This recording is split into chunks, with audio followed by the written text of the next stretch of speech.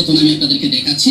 এখানে স্ক্রিনে যে মহিলাকে দেখতে পাচ্ছেন, ওনার নাম নাহার। উনি 4 বাচ্চার মা, বয়স প্রায় 40। সেই 4 বাচ্চাকে রেখে টিকটকে পরিচয় এক যার সাথে সেই ছেলের সাথে উনি চলে এসেছেন। 4টা বাচ্চার মধ্যে এই হচ্ছে ছোট বাচ্চাটা।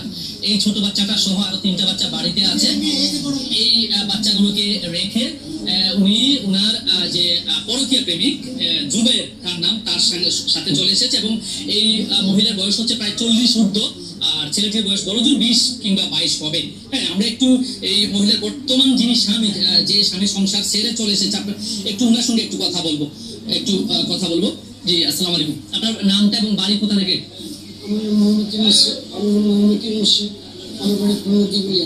খুলনাতে। আচ্ছা, কি হয়েছে?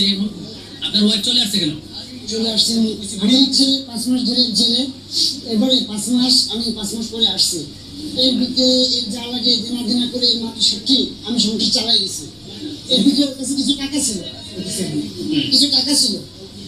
এই যে আমার মেয়ে আছে, আমার ছেলে আছে, আমার হচ্ছে শাশুড়ি, আপনার শাশুড়ি আছে সাথে? হ্যাঁ, তো আমি সব কিছু জানি।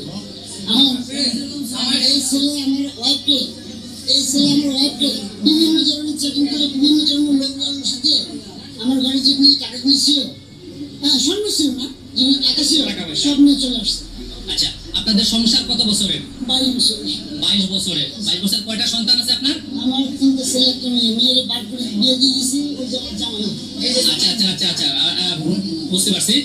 4টা সন্তান আপনার। আমি একটু আপনার সাথে কথা বলি। আপনার নাম কি? নুরুন নাহার। আচ্ছা, আপনার তো সংসার আছে, স্বামী আছে, বাচ্চা আছে, কেন চলে আসেন আপনি? এখন তারা যদি নিতে চায়, আপনি কি যাবেন কিনা? হ্যাঁ, আপনার বাচ্চা কাচ্চার কথা চিন্তা করে যাবেন না? আচ্ছা, ওনার যে যার সাথে চলে এসেছে তার নাম হচ্ছে জুবের। বাড়ি কোথায়? চতুলে। হ্যাঁ, আচ্ছা, কেন, কিভাবে তার সাথে পরিচয় হয়েছে বা কেন আনা হয়েছে? টিকটকে পরিচয় হয়েছে। হ্যাঁ, তারপরে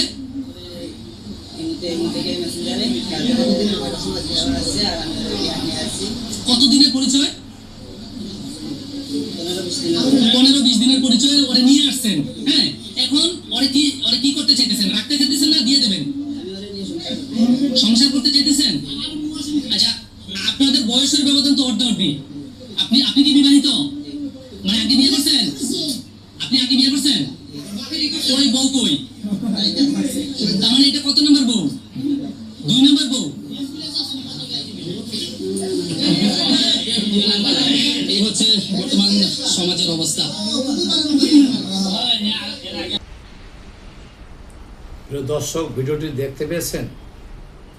পরকীয়ার যে উচ্ছ্বাস, যে জোয়ার কিভাবে কোথায় চলে গেছে, মানুষের কলিজা চিরে খোরে খাবলায় এই অবস্থা। এর শেষ কোথায়? এর পরিণতি কোথায়? 18 বছরের ছেলে, 40 বছরের এক বুড়ি, 4টি সন্তান, অসহায় 3টি সন্তান রয়েছে। তার মেয়েকে বিয়ে দিয়েছে, জামাতার সাথে আছে। এই ছেলের সাথে, নাম হয়তো জুবায়ের, এই ছেলের সাথে ছেলে টিকটক করত। টিকটকে তার 15 দিনের পরিচয়, এবং স্বামীর 5 মাস যাবত জেলে ছিল, জেল থেকে মুক্তি পেয়ে এসছে। এখন আসার পরে এই 3টি বাচ্চা খুব অসহায়, এতিম মতো পড়ে আছে।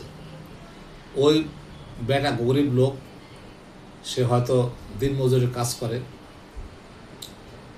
তার কিছু জমানো টাকা ছিল, সেই টাকা নিয়ে কি করছে, এই টিকটকার জুবায়ের 18-19 বছরের ছেলের সাথে 40 বছর বুড়ি চলে আসছে।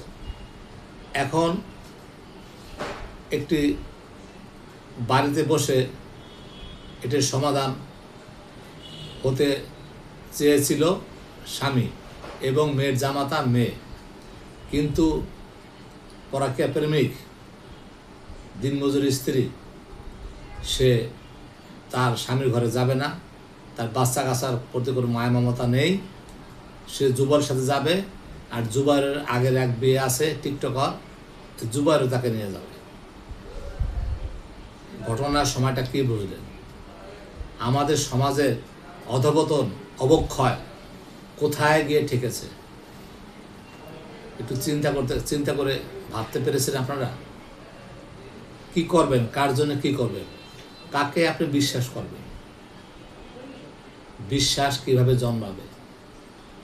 মানুষের এত কষ্টের সংসার, ছেলে সন্তান, এদের কি অবস্থা হবে? এরা কোথায় গিয়ে উঠবে? কোন সৎমা এসে আগে এদের মারধর করবে, কষ্ট দেবে? এরাই কি ভবিষ্যতে ছিনতাইকারী, ডাকাতি করবে? এরা কি সন্ত্রাসী হবে? এছাড়া তো কোনো পথ দেখি না। সমাজের অবক্ষয়, এগুলো আল্লাহ তাআলা ছাড়া কেউ বন্ধ করতে পারবে না। কোনো আইনে এটি বন্ধ হবে না। এটি কোনো শাসন নেই, এটি কোনো জরিমানা নেই।